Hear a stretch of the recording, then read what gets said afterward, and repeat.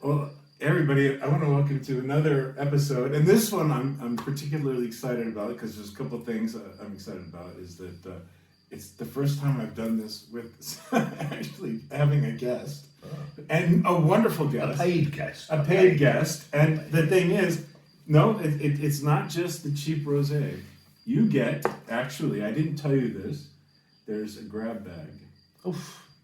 No. So you get, for your dashboard, you can have a hula dancer. Shit. Yeah, and she'll shimmy and shake. Or you can, are you a good cowboy or a normal cowboy? Very naughty cowboy. A naughty cowboy? Well, I don't have any black ones, but I do have. That's a good hat. It's a very good hat, and look at you.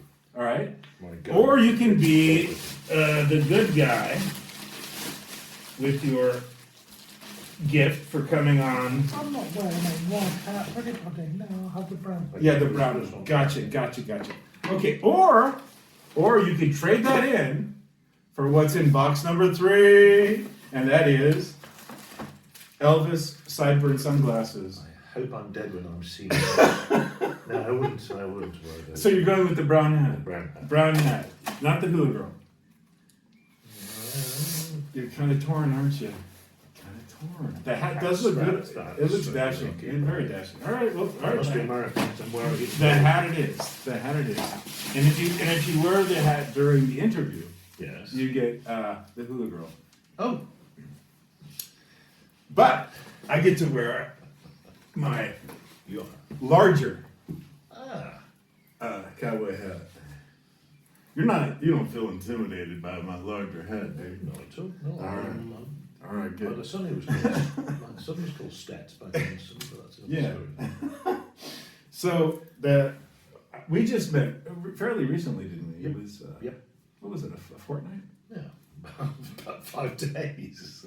It feels like Hang on, it was a fortnight. last Friday, so it's 5 days. I didn't even know what a fortnight is. I'll be honest. Of course. 14 nights. 14 nights. 14 nights? Yes, like Monty Python. Okay. where's our coconut shells? What's the Beatles? So, but you mentioned to me upon our first meeting, you mentioned to me that you tell the story. 1962. Well, we were talking about music, weren't we? And, Yes, we were. and I said, I saw the Beatles and said hello to them. And your eyes widened. And I thought everybody saw the Beatles and spoke to them. So, well, the full story is that I lived in a place called Southport, but was born in Liverpool. Southport's about 20 miles, à peu près 30 kilomètres de Liverpool.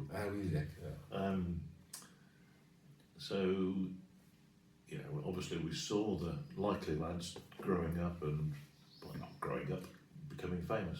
And, So wait, when you say that, do you mean that because were they all from Liverpool? Yeah. All of them. Yeah. Yes. Wow. Okay. And so, did you go to school with them, or did No. They were a bit older than, well, quite a lot older than me. So. Oh, younger.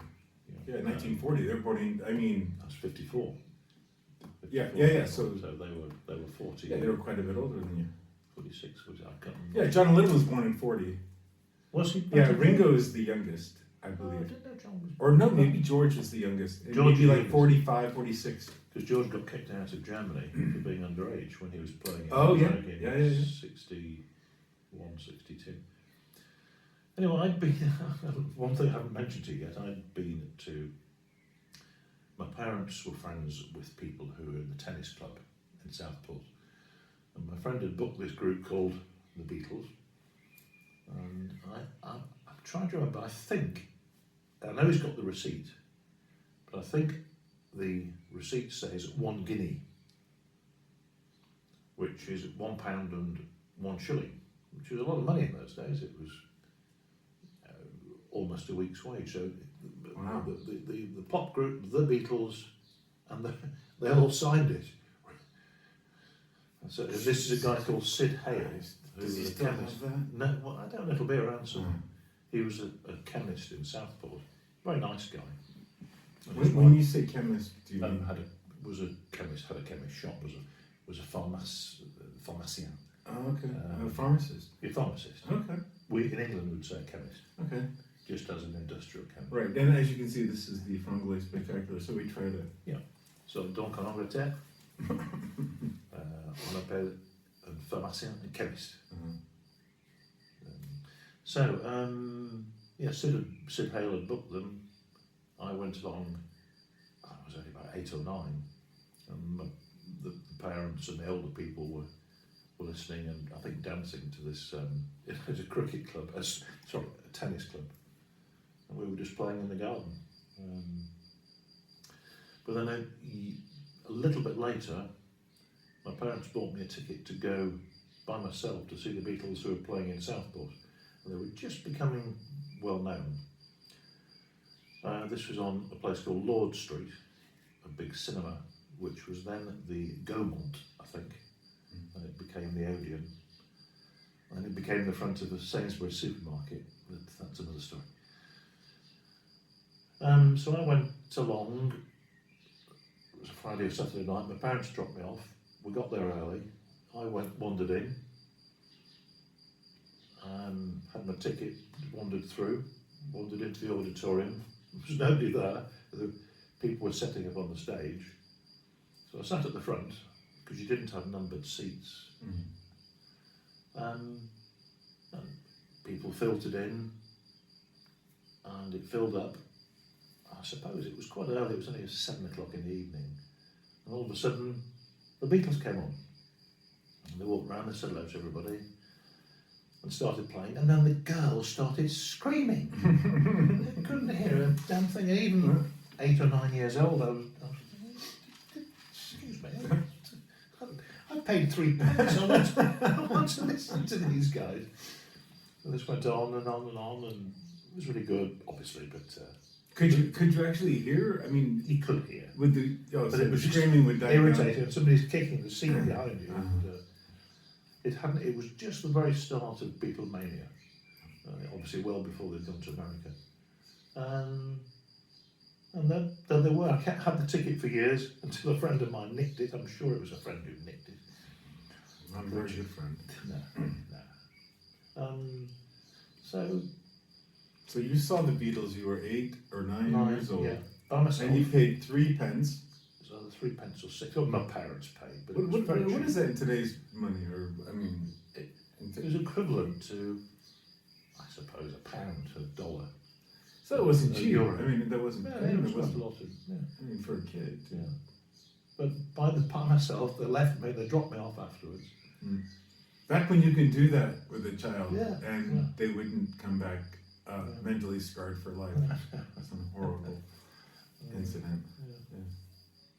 So not much of a story, I'm afraid. But no. It's wonderful just to know somebody who was there at the epicenter of the beginning. Just have some throat lube. Yeah, of course. No. Actually, it's also thought lube. Yeah. Oh, definitely. Without a doubt. Memory lube. Oh yes. I said memory, not another word. Yes. I'm doing my silly voices. You're a card. So, who's your favorite today? Your favorite English band ever? If you don't say the Beatles, I'm gonna strangle you. I would still say I listen to the Beatles, and each time I read a book, a biography, I see things in a slightly different way because you're listening to something on them which you've never heard before, you've never understood before. I've just finished a biography now, and it's a guy who's a musician, a very good musician, and he talks about the chord changes, and you think, oh yes, I see what he means. A biography of the Beatles. Yes, but it's a psychological. I can't think of the name. It doesn't I did actually bump into Paul McCartney again years afterwards in the Royal Albert Hall. A friend of mine did the lights in the Royal Albert Hall, and he just walked by and went, "Evening, Sir Paul." "Hey, good evening, good night." Well, actually, no, he didn't talk like that. So that was not very long ago because he was a Sir Paul. Yeah, that's when I was Did you? But, And you didn't have the inclination to just say to him, "Hey, I was there." no, because when you're actually in place of work, they don't want to talk to people. They're doing a job, and Sure, they're trying to be professional. But sure. to ask them to sign something, Right. But he seems like a good bloke, though, doesn't he? oh yeah, he's different. He's a bit head in the air. Yeah. I met his brother too. Who played in Scaffold. Mike McGeer, who's Mike McCartney. Because I really like Scaffold with they did Lily the Pink, songs like that. Do you know? No. Oh, let You said scaffold. I thought you were going to say skiffle. No. Let's drink to Lily the Pink, the saviour of the human race. Oh, you know what? It's funny that you say that. You remember it? No, I don't. But Paul McCartney has written some shit fucking songs. He gave loads away. Well, no, he's written just some crappy, some dodgy crappy. Yeah. But you know, the thing is, you can't have the diamonds without some of the fucking coal. Yeah, you got to have a little bit of coal in there. And I mean, but he and John though, their when they're together, chemistry right. was just magic. And I loved Wings. And I also loved Lennon's solo stuff. However, without that synergy, and I hate that word, but without that, nothing was that good. Nothing. I suppose you could say that Imagine by Lennon is probably one of his best, and that was by himself. But McCartney was never the same. And when you see films of them together, they're looking at each other as they're playing, and there is that synergy. Did you say synergy? Oh, yeah. Competition too. Yes. A very healthy competition. And so, I mean, Lennon's greatest song is Imagine. I believe that. I think everyone else does too. And then McCartney's is Yesterday. And it's funny because he was kind of a peevish asshole in a way. Yeah. And he said, the best thing you did was Yesterday, right? But even Imagine and Yesterday was so close after their dissolution, their breakup, that they were still influencing each other, I believe. They're still actually, they're made up and they're still... They didn't hate each other. How can you spend several months in a shitty little Hamburg hotel sleeping with the same bloke, and not... And the same girl. In the same girl. And not... You can't just throw that away. It's like a marriage. I was married once for many years, and I'll always love her. I always will, because those were our solid days, as Shakespeare would say. We struggled young and together, and you can't replace that with another woman or whatever. You love people, remember people for the best times. We all forget the bad times. You can't remember pain. Yeah. When you remember a bad time, you don't physically feel the pain. But you can remember the more easily because the brain wants you to remember the pleasure of sorry, I'm waffling. No, you're the. That's why you're here. I'm so pleased you are. And was there anything you'd like to add to our interview? No, nice to meet you. Thank you. Thanks for the hair. It looks great on you, by the way. All right, everybody. Okay. Thank you. Love you all. Hasta luego. Hasta luego. And how do we say that in French? À la prochaine fois. À bientôt. À bientôt, mes amis. Notre ami. Bye bye. Jusqu'à la prochaine fois.